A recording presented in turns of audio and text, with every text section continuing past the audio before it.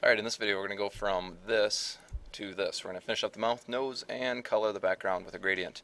So to do so, we're going to start right here. And the first thing I want to do is get a nose in there. You've used the ellipse tool before, and again you're just going to make a small ellipse and then use the direct select. And again, you can use A instead of selecting it up there. Click off it, click on the top anchor point, and bring it down to either midpoint or wherever you'd like. I think that looks pretty good. Whoa, undo, Control Z.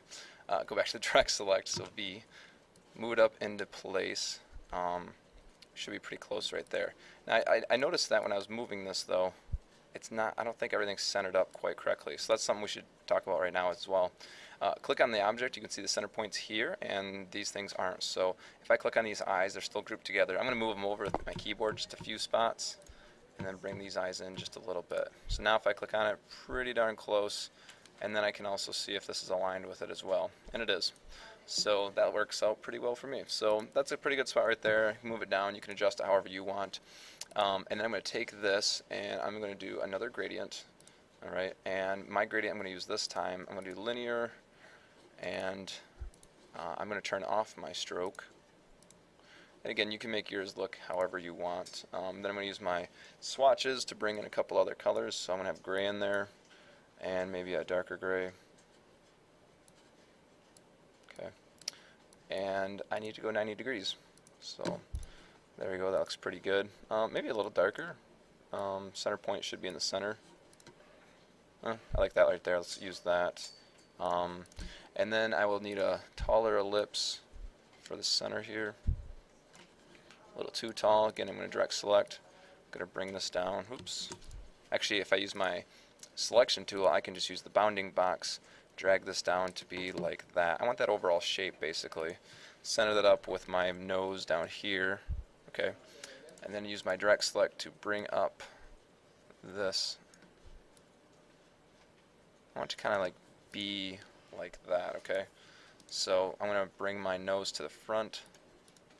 Alright, and then this, I want to really like fade into nothing. So I need to make sure that I need a very light, or I need white basically. Take this one out.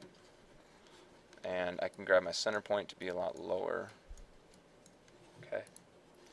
And then I will bring my eyes to the front. So I can select my eyes in the front. I gotta use my regular selection tool though. I'll grab the eyes and the other eyes and arrange, bring to front. So it looks something like that. Not really liking how it's looking right now. I can kind of scoot this stuff in. Go ahead and change it the way you want, whatever looks good to you. I'm going to look back at my other one. Yeah, it looks like I made it much lighter, so let's do that instead too. The other gray was pretty dark. I'll bring in a lighter gray. Try that instead. That looks alright too, I guess. I guess I'm most concerned with getting this to line up on the edge of the nose here. Something like that. I guess it looks pretty good. It looks like it went a little narrower last time. So I could grab both of these by holding down shift. Oops.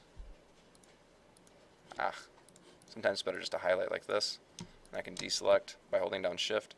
And maybe I'll just make them both a little narrower. Again though, you can go with whatever you want. There, that looks a little better.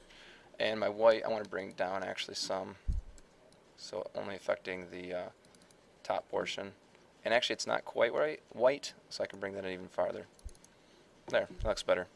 Okay, and then we need to work on the mouth. So for that, I'm going to use the ellipse tool again, and I'm going to make it more oval-ish, and I'm just going to make it just a gray so you can see the difference. All right, I'm going to take gray. I'm going to copy and paste that, so I have another one, and I'm going to go with this type of shape. So I got two of them here, and actually, what I can do is I can highlight both of them, and then I can go to my Pathfinder tool, which is here. Now if it's not here, again you can go to window and look for it down there. There's Pathfinder. And what I can do is I can cut basically a circle from a circle or an ellipse from an ellipse. So if I do intersect, that takes what was intersecting, or I can do minus front, and that's the opposite of what I want. So if I take the front and send it to the back and then do the same thing, see it kind of cuts it out. So that will be my mouth. Alright, I think I want to rotate it a little bit. Alright, this is going to look a little different than the other one, but that's fine. And that looks okay, I guess. Now, see, it's kind of thick looking. I'm not sure if I want that thick. So I can just double click on it and double click on it again. Oh, it doesn't show that anymore. It doesn't show the circle. I thought it'd be there still. Huh. I guess it's not, unless maybe if I go into that path. Maybe not. It's different than my last Illustrator version. Alright, that's fine. And I'll bring that in. Use my arrow keys to kind of set it where I want. I could rotate it even a little more, probably. You can set it up however you want. Okay, and if that's the way I want, let's say, I'm just going to copy and paste that. And then do my object, transform, reflect. And again, it's a vertical reflect. Hit OK. And then I can set that up with the other one. And again, I'm going to use my arrow keys to kind of fine tune it.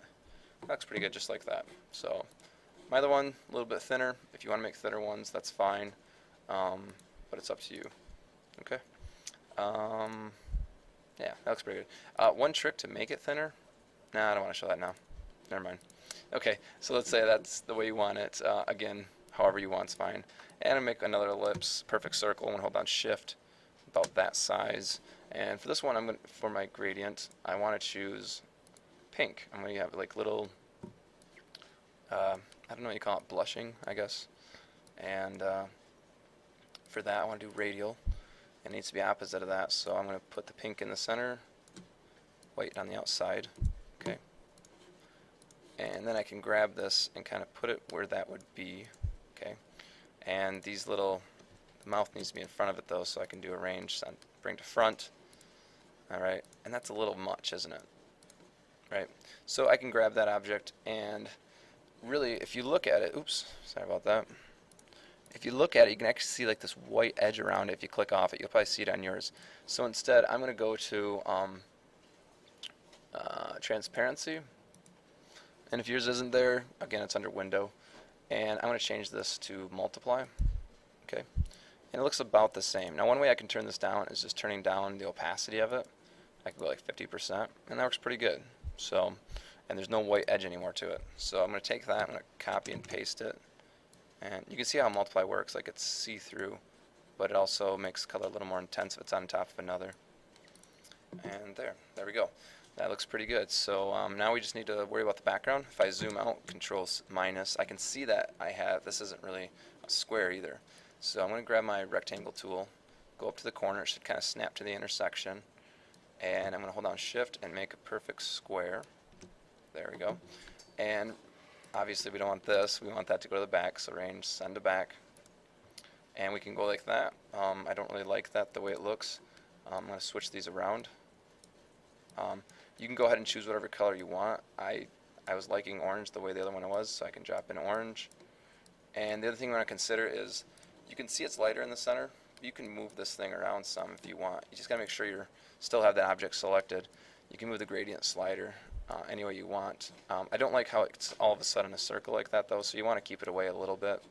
But I think that looks pretty good. And then the other thing to get rid of this white, I click on the rectangle and go to Object, Artboards, and do Fit to Artwork Bounds. And there you go. So now it's just that object. It looks pretty similar to this one. Mouth's a little bit different. So if you like the look of this one, just look at it and mess with your gradients, mess with the shapes as much as you want. This one's fine too. It's got a little bit wider mouth, but you know, to each their own. And I guess my challenge to you would be to go ahead and make whatever little face or art you want to do by just using some simple shapes and some gradients. Good luck.